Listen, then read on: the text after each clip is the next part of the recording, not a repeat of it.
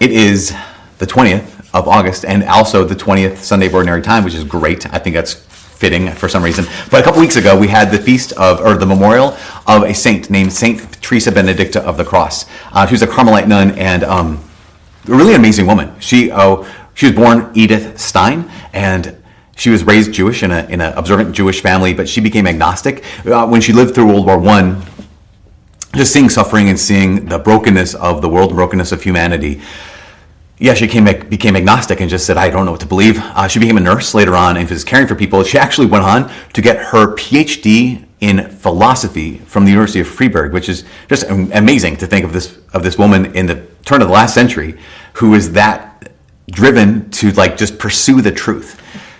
At one point, she was staying, after she got her PhD in philosophy, just big brain kind of a person. She was staying at the house of a friend, and this friend had this book on the life of Saint Teresa of Avila, this other Carmelite nun. And Edith Stein, she picked it up. It was just Teresa of Avila's story of her life. And she just started reading it. And she read it all through the night.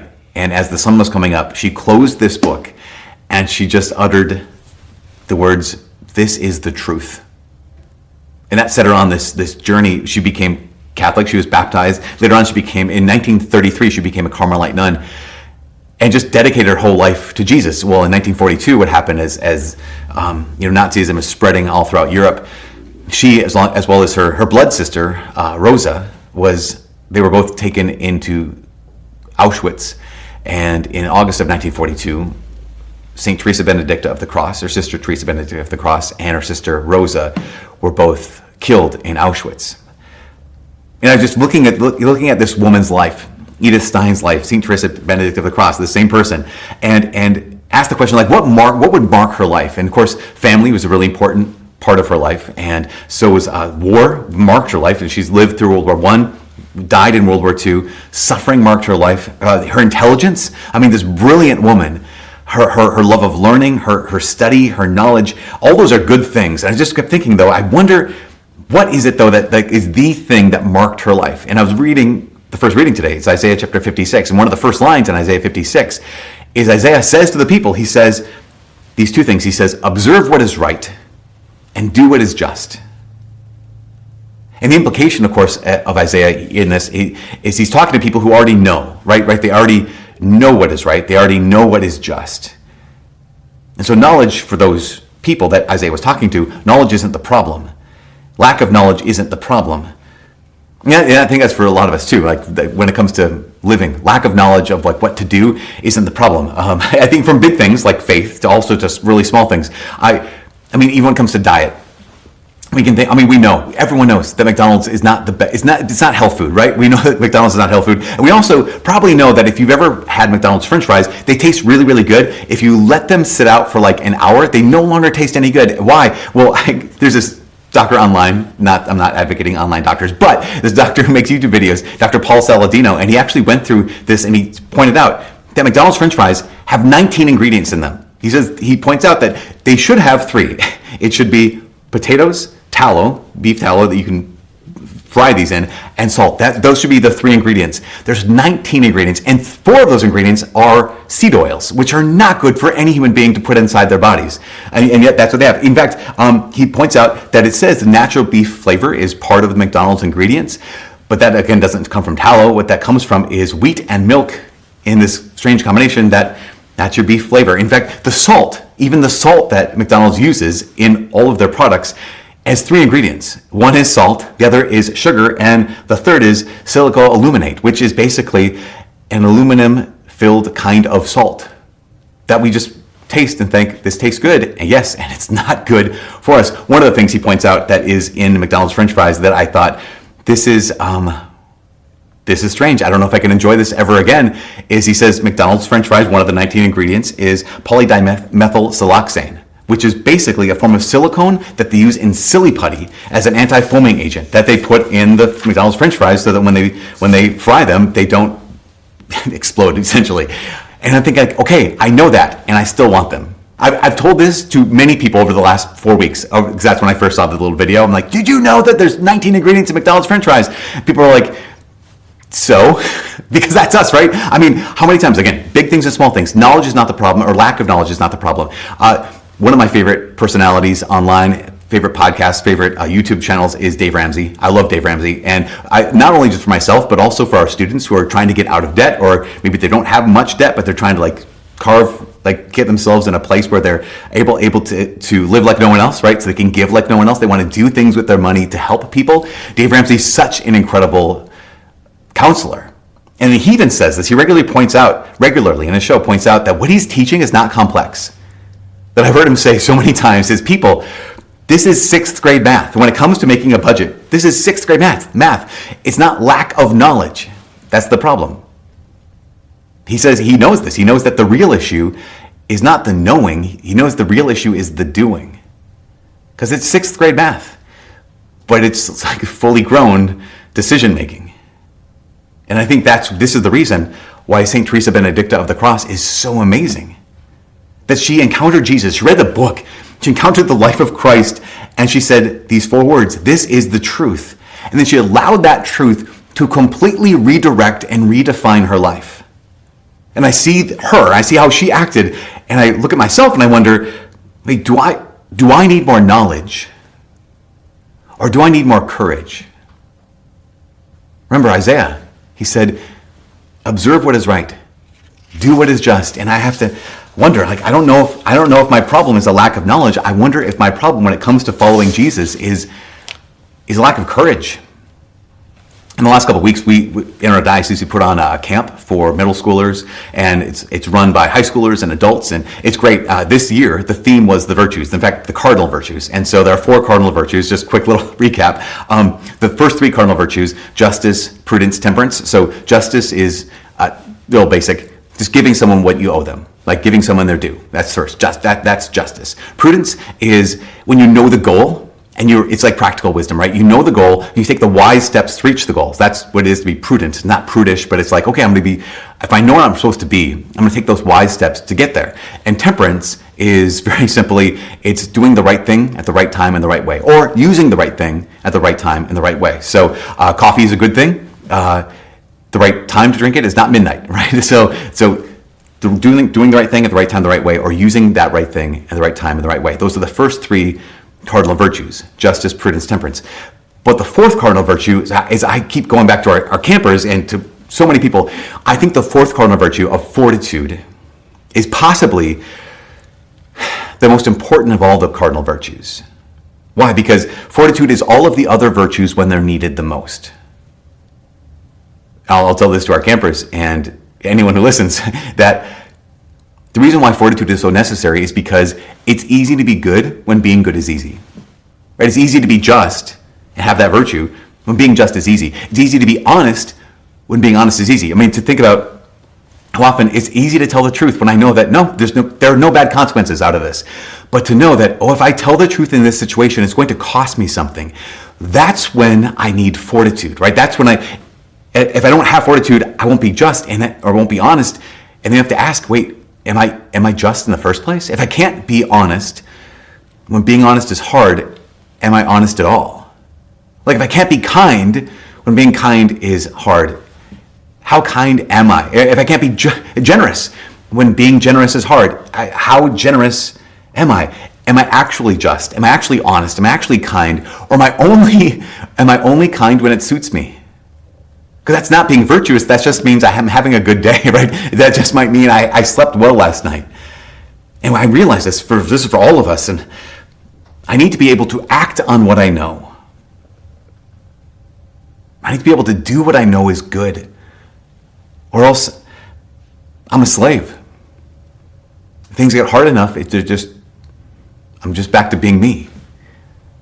I need to be able to act on what I know, or I'm powerless. I'm just powerless. I think about that term, powerless. If you've seen anyone who's powerless, there's the woman in the gospel today. In Matthew's gospel, this woman, the Canaanite woman, she is powerless. Why? Because she's not Jewish. She's coming upon Jesus, and there's no status in her life. And not only that, but she is stuck.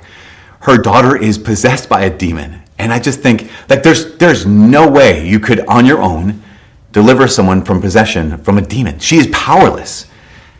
And All she knows is Jesus is here.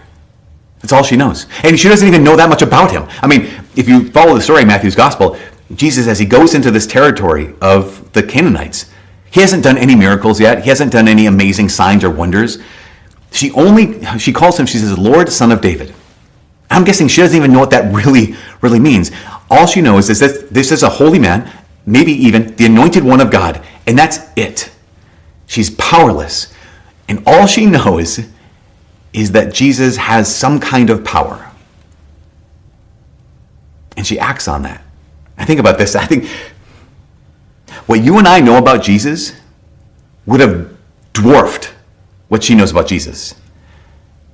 But the key, the difference between her and us is that she acted on what she knew.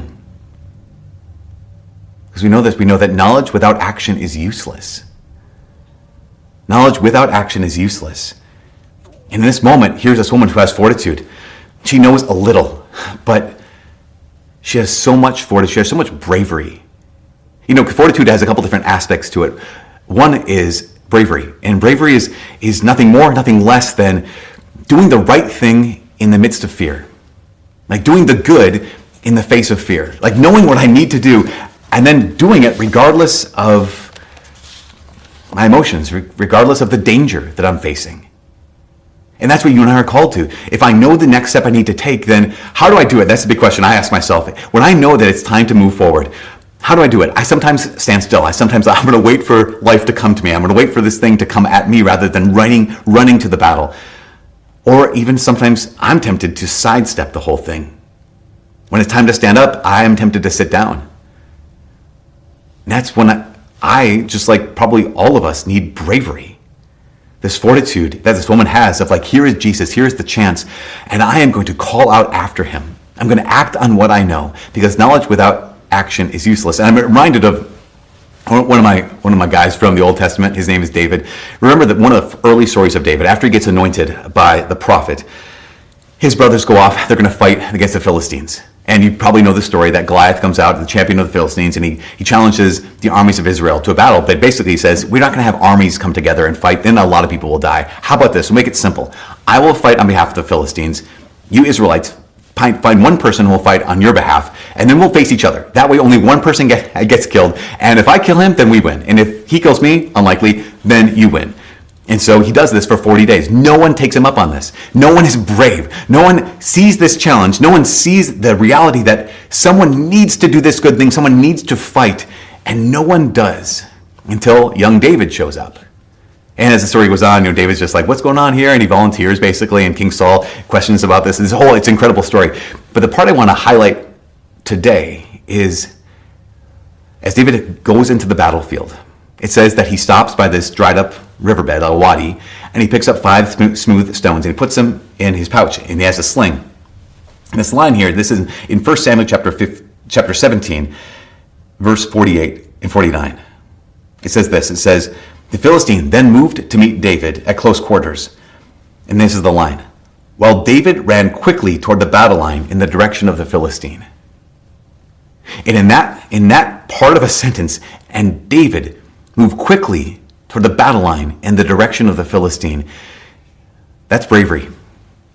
Again, when you and I are faced with like, okay, I know I need to move, but I'm just going to stand here and wait for the battle to come to me. Well, I know I need to move, I'm just going to sidestep. It's time to stand up, I'm going to sit down. I know enough. I know enough to move. But I need to be brave enough to move. In so many parts of our lives, this is us. We know enough to move. We need to be brave enough to move. And of course, we could say, yeah, but I've tried that. I tried and I failed. I've tried and I've fallen. That's why another aspect of fortitude is not just bravery, a willingness to do the good in the face of fear, but another aspect of fortitude is perseverance.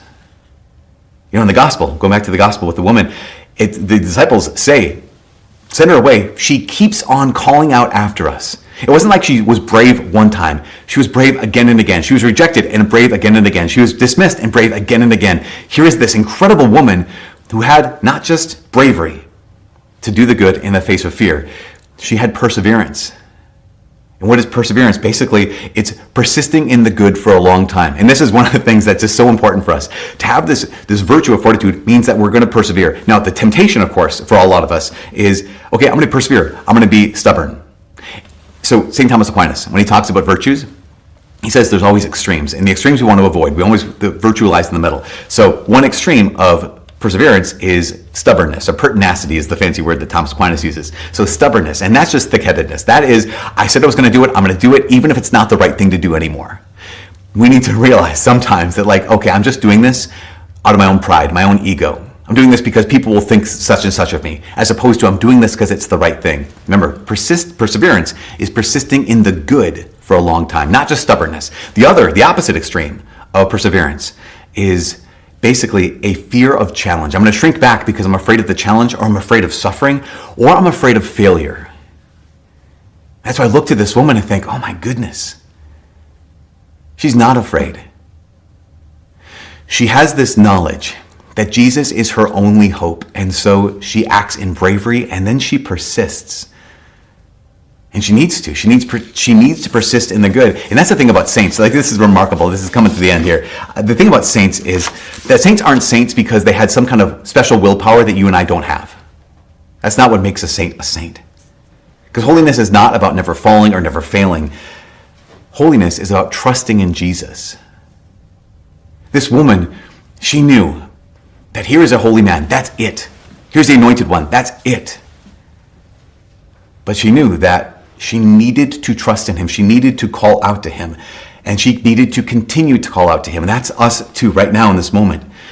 She persisted and she needed to. I don't know the reason why Jesus has like these challenges. Like, I didn't come here for the lost sheep. I came here for the lost sheep of the house of Israel. I didn't come for Gentiles. And why he says, the thing about the dogs and the scraps and all these kind of things. I'm not sure. Other than, I wonder if Jesus is doing something more in this situation. He wasn't just healing her daughter. He was doing something in her. That he was allowing her to grow in trust. That even being challenged